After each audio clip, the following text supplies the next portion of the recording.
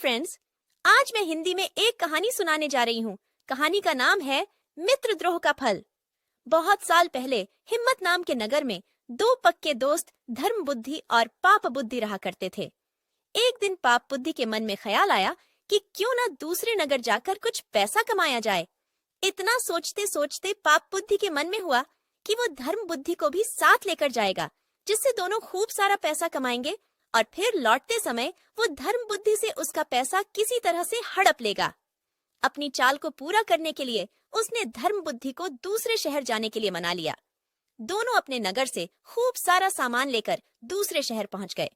कुछ महीनों तक वहीं रहकर धर्म बुद्धि और पाप बुद्धि ने सामान को काफी अच्छी कीमत में बेचा। जब दोनों ने अच्छी खासी रकम इकट्ठा कर ली तो दोनों एक दिन अपने नगर की ओर लौटने लगे। पाप बुद्धि अपने दोस्त धर्म बुद्धि को जंगल के रास्ते से लेकर आया। रास्ते पर चलते चलते पाप बुद्धि ने धर्म बुद्धि से कहा, मित्र देखो, अगर हम अपने नगर इतना सारा धन लेकर जाते हैं तो समस्या हो सकती है।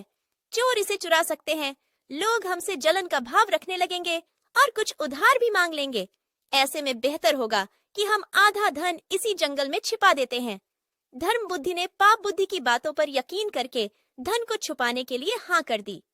पाप बुद्धि ने गड्ढा खोदकर धन को जंगल में एक पेड़ के पास छिपा दिया। फिर कुछ दिनों बाद बिना अपने दोस्त को बताए पाप बुद्धि मौका देखकर अकेले सारा धन उस जंगल से लेकर आ गया। समय बीतता गया और एक दिन धर्म बुद्धि को पैसे की जरूरत पड़ी तो धर्म बुद्धि सीधे अपने मित्र पाप बुद्धि के पास गया और कहने लगा, मुझे पैसों की जरूरत है, जंगल से पैसे निकाल कर ले आते हैं। पाप बुद्धि राजी हो गया और दोनों जंगल की ओर निकल गए। जैसे ही धर्म बुद्धि ने गड्ढा खोदा तो वहां पैसा न देखकर चौंक गया। इतने में ही पाप बुद्धि ने शोर मचाना शुरू कर दिया और धर्म बुद्धि पर चोरी का आरोप लगाया। हो हल्ला होने के बाद पाप बुद्धि न्यायालय पहुंचा। न्यायाधीश ने सारा मामला सुना तो सच्चाई का पता लगाने के लिए अपनी दिव्य शक्ति से परीक्षा लेने का निर्णय लिया। इसके बाद न्यायाधीश ने दोनों को आग में हाथ डालने का आदेश दिया। चतुर पाप बुद्धि ने कहा, अग्नि में हाथ डालने की कोई जरूरत नहीं है, खुद वनदेव मेरी सच्चाई की गवाही देंगे। न्यायाधीश ने उसकी बात मान ली। धूर्त पाप बुद्धि पास के ही एक सूखे पेड़ में छिप गया। जैसे ही न्यायाधीश ने वन देवता से पूछा कि आखिर धन की चोरी किसने की, तो जंगल से आवाज आई, धर्म बुद्धि ने चोरी की है। इतना सुनते ही धर्म बुद्धि ने जिस पेड़ की तरफ से आवाज आई उसी पेड़ को आग के हवाले कर दिया। आग लगते ही पेड़ से चिल्लाते हुए पाप बुद्धि बाहर निकला और झुलसी हालात में सारा सच बयां कर दिया।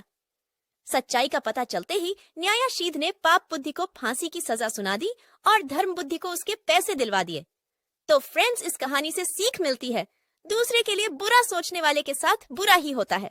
तो फ्रेंड्स, कहानी कैसी लगी कमेंट में जरूर बताना। वीडियो लाइक, शेयर और चैनल को सब्सक्राइब करना मत भूलना।